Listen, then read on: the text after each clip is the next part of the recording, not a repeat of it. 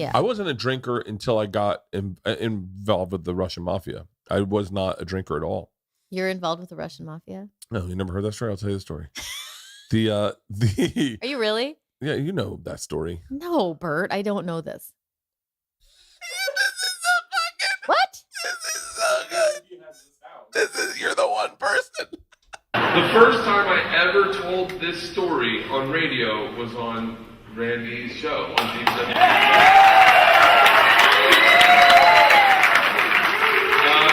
But you know what's so odd? It happened like 15 years ago, so it's like a weird... All right, when I was 22, I got involved with the Russian mafia. Here's how it happened. I went to school at Florida State. I was not a very good student. I was there like 7 years. I was there in most of the 90s. I was in college longer than grunge music was around.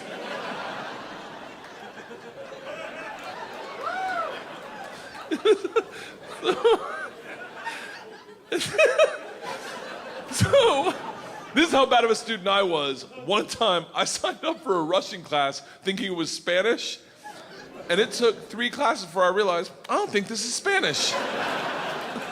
And so the kid was like, this isn't Spanish, buddy. This is Russian. And I was like, then hasta luego, bitch. So I got him to leave. The teacher, who was hot, he definitely worked out. I'm kidding. It was a girl. It was a girl. And she was hot. She still is hot. She stopped me. She goes, don't go anywhere. I need 14 kids to teach this class. You're the 14th. I need to teach this class in order to get my master's. So, if you sit back down, you don't have to do anything all semester, and I'll just give you a C. I was like, Strasvutia, bitches, I'm back. I take 4 semesters, never learn it. This is Florida State? Florida State, yeah. This is the Charlie Ward work done years. And so, oh yeah, they weren't the only ones skating by. The shoes were free in Russian class too, is what you're saying? Yeah. Dude, I got passed in a lot of classes because they were like, just stop coming. You're driving me crazy. I'll give you a C. So I took Russian 1, 2, 3, and 4, never learned a word. Think about what I'm saying. I took 2 years of a language, took 4 semesters of my college career, 4 semesters. Russian 4 was taught in Russian. Do you have any idea what it's like to go to a class and sit there like an immigrant at the DMV all day? Like,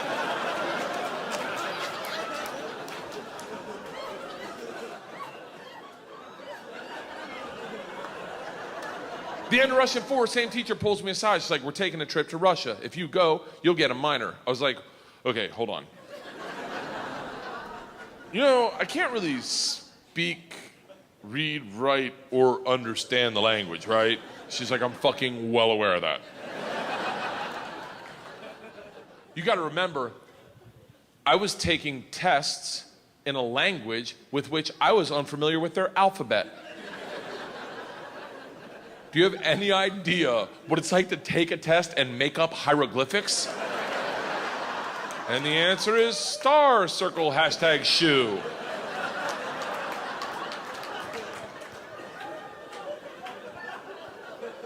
She goes, it doesn't matter. We need kids to make this trip happen. And if you go with all the classes you've taken and the ones you will take, dude, you will get a minor. And I was like, oh, that's all you had to say. Let's go to Russia and fuck some minors.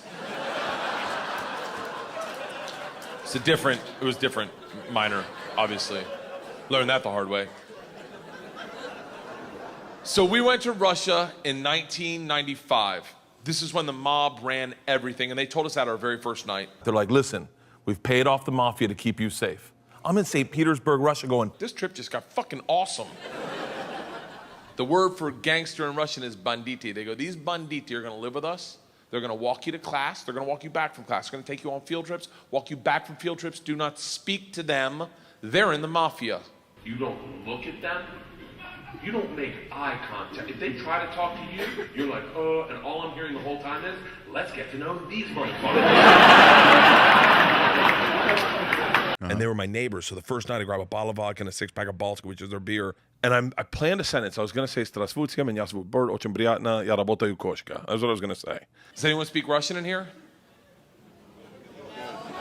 I love that someone says no. No. I did a head count earlier. It doesn't look like it.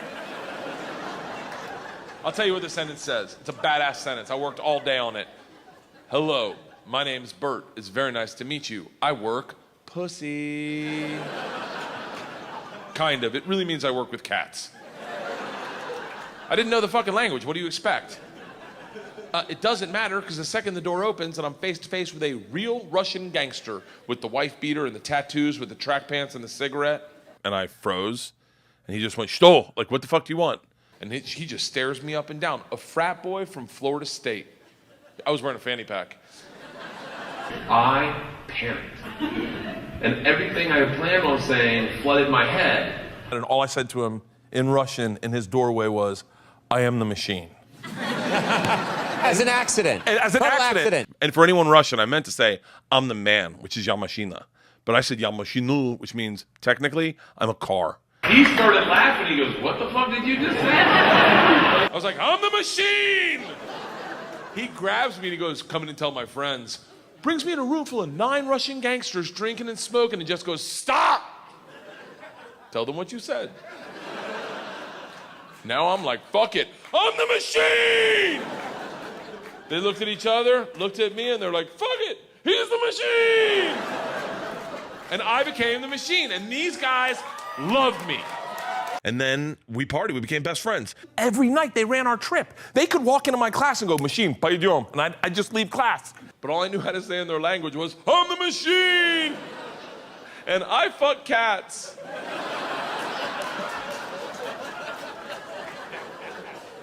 So we did everything together. Like the guy that answered the door, his name was Igor. He was like my best friend. We did everything together. We ran a pool hall scam. We stole a boat. It was literally the best summer of my life. Now, here's something that I did not tell on the show that I need to tell you, so I need to preface why I became such good friends with them. They had never seen any of the movies we just take for granted. Okay? They had never seen any of them. So you could steal from any movie and look like a fucking genius. They were so easy to entertain because they had no frame of reference for like frat boy humor. Yeah. Like, "This is the lawnmower, huh, guys? Hey!" And they're like, "This guy's fucking hilarious." Yeah. I learned how to say "fat guy in a little coat," and from fucking Tommy Boy. Yeah. And they're dying. One night we're playing pool, right? We're running a pool hall scam, and I'm good at pool. And so as I take shots, I start doing that Tom Cruise Color of Money shit. And they're like, "Who the fuck is this guy?"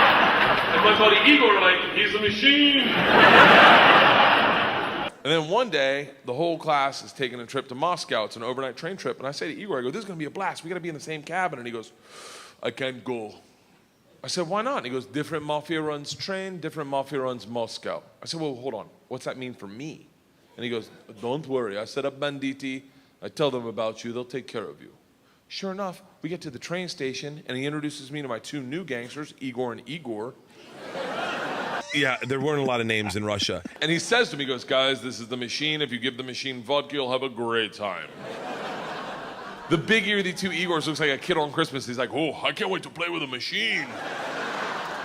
He grabs me and he goes, "The machine doesn't sit in coach. The machine sits in first class with us." I'm like, "That's what I'm fucking talking about." We go to first class, and it is pimped out with booze, food, and here's the real gangster part. Second the train takes off out of the station, everyone that works on the train comes in to pay their respects. The conductor walked in. That's right. And the fuck, I swear to you right now, all my children. The conductor walked in. The train is fucking moving. Rips off the stars and stripes to his shirt, places them on my lap, and goes, "This is a present for the machine. It would be an honor to do a shot of vodka with the machine." I'm 22 years old thinking, these machine stories might have gotten out of control. We drink all the booze in an hour. Big Igor's like, "Machine, we go to the bar cart to get more vodka." I'm like, "I'm in the mob. I'll do whatever I want." Roll into the bar cart thick. And the second we walk in, oh my God, it's like being famous. Like everyone just stares and then doesn't make eye contact. And we're standing at the door, and Big Igor says to me in Russian, he goes, "Machine, go behind the bar and grab bread." And I just real quick, I go, "Okay." And as I'm walking, I'm like, holy shit, I'm learning Russian. Like, this is immersion. I'm learning my way, not through flashcards and textbooks, but by joining the mafia. This is how you learn the language. I get behind the bar. I'm like, Igor, I know what you said. He's like, go for your machine. Can the machine find cheese? And I was like, Sir, cheese, I got it. Give me another one. And he's like, grab vodka. I was like, I already know that one. Give me another one. He's like, grab the money. I'm like, huh? He goes, grab the fucking money. And I realized at that instant, we're robbing the bar cart. And I'm the one doing it, hooked on phonics style. He's going through people's pockets, and the bartender's frozen like this. And I'm behind the bar, robbing the bar. And I'm like, motherfucker. And then I took the guy's shit, we leave. And It actually... I was like, I'm not going to go against the guy said take the money. I'm like, No. I grabbed the money, walk out. Two of my classmates see me, and they're like, you're in so much trouble. Go back to our first class cabin, and within 5 minutes, the head chaperone of this train trip, not the whole trip, just this train trip. She was an English teacher who did not speak Russian, who hated me before I robbed the train. She comes over to our first class cabin and swings the door open with that like liberal arts confidence, just. This shit is over. You're done. You're done. Stand up right now. You stand up. You're done. Stand up. And Big Igor looks at me confused, then smiles, takes a big sip of vodka, spits it in her eyes, and goes, no one talks to the machine like that. Shuts the door in her face, and goes, fuck that bitch, this is Russia.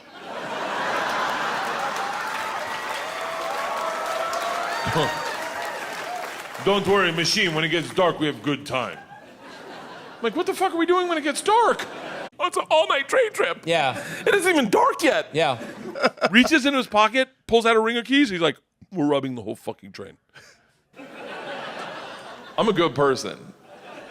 I don't cheat. This is why, let me tell you, I don't cheat on my wife. I don't cheat on my wife because one morning, our whole family was in bed. The dogs, the cats, the girls, my wife, and we were just giggling, and it was pure. It was perfect. And I thought to myself, I don't ever want to screw this up. This is the most important thing. This is what life's about. And they got up to make chocolate chip pancakes, and I laid in bed, and I said, I will never cheat on my wife. I had a conversation with myself. I said, if I ever get into a situation where a hot girl's flirting with me, or I think she's flirting with me, and it seems like it could go further, I'm just going to cock block myself. I'm just going to look her in the face in front of everyone and go, I don't cheat on my wife! Now, I may be wrong. She may not be hitting on me. She may throw a drink in my face, slap me, or I may be right. None of that matters to me. What matters to me is that I don't cheat on my wife because I've already had that conversation. Here's the problem. I never had that conversation about robbing trains. So when presented the opportunity, I thought I'd be like, not me. I'm going to go back and work on my verbs. But apparently, when presented the opportunity, I'm the guy that's like, fuck it, let's start with my class. So we robbed them first, while they slept, if that makes it better. My class was really quick, so we were just one train car, but there were like 9 train cars. So we robbed everyone. We robbed me. My bag was with them. I robbed my bag, because I was with 2 guys. We robbed the whole fucking train. And we stole, my dad had given me a very sentimental pocket knife, and he was like, buddy, you'll need this when you're traveling through Europe and cutting a baguette and opening a bottle of wine. And the mob stole it. Just stole a pocket knife. And I was like, maybe we shouldn't steal that, right? I mean, some of these kids have sentimental reasons about what they got, right? So when we were robbing the train, I was terrified. And I was with another dude. There was another dude there. I take him out of the story when I tell it on stage, mostly so I'm sure he doesnn't want to be involved in this story. But yeah, I was terrified. And there was no getting away from them. Like, 'cause we were on a train and it was a whole class trip. And then we drank all night long. Like literally until 6 in the morning. Top 5 drunkest I've ever been without throwing up in my entire life. We're so drunk, we listened to Will Smith's entire album like 3 times, right? I remember at one point I said to Igor, I feel drunk, I need to take a nap. He goes, oh, we have trick in Russia to wake up. Train's going 90 miles an hour, right? He grabs me by the waist and sticks my torso out the window. Looks at me, he's like, you awake? And I was like, yeah, by the way. We pull into Moscow at 6 a.m. I'm pissed drunk. You ever been so drunk you're like, I know I gotta piss, but I can't find my dick? Train stops, sun's up, I'm hammered. Door opens. Same teacher, not mad. Curious, right? She looks me in the eyes, smiling, and goes, I want to be the one to tell you they've alerted the police. And I look out, and on the platform, my whole class is standing there with a cop, talking. They're upset. They've been robbed. I get it. Apparently, they'd never heard snitches get stitches. And Igor goes, fuck her, fuck them, fuck the police. This is Russia. I run Russia. Machine, I take care of us. And I'm like, no, you take care of you. Let me fucking run. He cracks a bottle of vodka. I'm like, I wouldn't bring that out to an officer, maybe. Lights a cigarette, walks out to the cop, who's taking a statement. The cop is taking a statement, grabs him by the arm, spins him around, and just starts screaming inaudibly in Russian. And I'm going, this isn't how I would have handled that. And I don't know what he's saying, but it doesn't look like I can make pizza. Do you like pizzas? Now the cop's staring at me, and I hear him bark out, "Пойдем, здесь, где?" I don't even know what that means, but it doesn't sound like, you're okay, stay there. I walked off the train to my class. Who's looking at me like, how could you have done this? And it's that walk. It's a come to Jesus walk. Where every step you can feel it. You're like, oh no, I'm going to jail. All I thought as I walked to the cop, who's standing in front of the class I just robbed. Next to the gangster I robbed them with, my only thought was, this isn't how I plan on spending my second junior year. I get 2 steps from the cop, and he just fucking closes the distance and grabs me by the arm tight as shit, spins me away from my class, away from Igor. Gets right in my face and goes, so, I understand you're the machine. I was like, what? He's like, tonight you party with us, yes? And I looked at him and I was like, wait, I'm not in trouble? And he gets so close to me, I can smell his morning cigarette, and he goes, no, that bitch, this is Russia. So I went out with 2 cops and a plastic surgeon to a strip club. And they were like, we walk in and they go, do you want full touch or no touch? I'm like, who gets no touch? I'll go full touch, guys. I'll go full touch. And then we get in the room. She goes, take your pants off. And I was like, huh? What? Oh, no. I want no touch. I want no touch. I want no touch. So wait, this is 1995, and I lived in Tallahassee, grew up in Florida my whole life. So the girl goes to give me a lap dance, and she smells horrific. I mean, horrific. Oh, yeah. And I'm like, I can stomach through this one. I'm getting a new chick for the next one. Yeah, of course. Get a new lap dance. Next chick smells identical. I mean, so bad that I'm like, ugh, what is wrong with these women? Cut to, like 20 years later, I'm on a second date with my wife, and we walk into an Indian restaurant, and I go, this smells like Russian horse. They had just had Indian food, and I had never had Indian food. Curry. It was curry. It was curry. I guess they had all had curry that night, but curry's so bad in a lap dance. Second drunkest I've ever gotten. At the end of the night, we leave the strip club, and the cop throws me the cop keys. Piss drunk, I'm drunk, and he goes, you drive. I was like, I'm not going to drive a cop car drunk in Moscow. And he started giggling. He goes, why not? I have police. What's the worst that can happen? I was like, fuck it. I'm the machine. Let's do this shit. So we did not get in trouble. We definitely had a meeting. That sucks. By the elevators. Yeah, that sucks. But you were the machine. Well, no, my friend Igor was like, hey, man, I gave them Bert for a reason. Like, if they had nothing to do, bad shit would have happened. But they partied with Bert. What's fucking crazy about this story? 100% true. In Moscow, we had to go back to St. Petersburg. We had the same 2 gangsters. And my teachers were like, hey, apparently we need you to party with them and just like a rodeo clown, like distract them. When the story went viral like 4 years ago, changed my career. This is why it went viral. This is the most interesting part of this whole story that you're about to hear. I didn't think anyone was going to see it. And what happened is it started going viral. My wife told me, and I was like, no way. And I had to figure out why it was going viral because I had told it before, and it didn't go viral. What happened was the way the algorithm worked at the time, when you shared the story on your Facebook, the first comment that would show up under your story on your page was the top comment from my page, the one that most people interacted with. Mm-hmm. The top comment from my page was left by a woman. I won't say her name so I don't blow her up, but you can find it. And and she said her name. I think his name's Susan or Kristen. I'm not gonna. So you did say her name. I didn't want to say her last name. Poor girl going gets hounded. Her comment read, "I was in Bert's Russian class. I was on this trip. This story's 100% true. He fucking robbed us." And then she tagged everyone in my class. Oh God! So if you want to see what That's Igor sick, looks though. like, what I look like, they posted pictures of it. They posted pictures of the morning of the robbery because we robbed the whole class. We robbed everyone. You can't pay for marketing like that. You can't get marketing like that. So then it goes viral. It's got like I can tell you how many views I got on my pages, but what happens is content providers like the Fat Jewish or whatever, they take it and put it, and they get 180 million views. That's the game changer. Those guys. So in 1997, Rolling Stone magazine called me the #1 party animal in the country, and wrote like a 6.5-page article about me. And they wanted to write an article about this school, Florida State, and they called down and they reached out to a bunch of people, and everyone said my name. And so the journalist stayed with me for like a week, and we just partied and had a good time.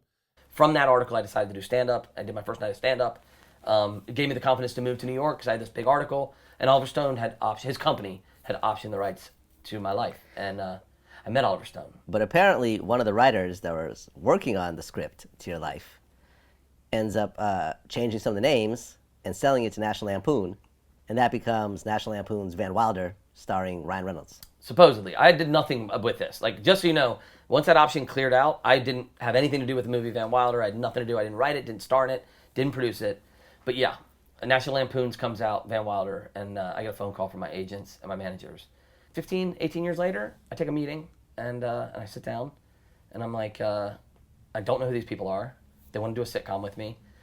And they have my book on the table, and they're like, hey, we're really big fans. And I was like, oh, thanks. They're like, we'd like to do a sitcom with you. And I was like, I'd love that. That's my goal. And they're like, do you know who we are? And I said, no. And they're like, we produced a movie called Van Wilder. And I was like, oh, shit. I have to ask, are you out of the mafia now? No. Oh my God. Can I tell you what happened? This girl came up to me and goes, "You're the Machine." I went, "Yeah." And she goes, "Oh my gosh, my whole family lives out in Brighton Beach, and they're all Russian, and they all watch that story." And I'm like, that's where the Russian mob is. I am terrified I'm going to get a corporate gig one time. And they're like, "Yeah, show up. It's 20 grand. Just tell the Machine story. It's going to be all made men with tattoos and tracksuits."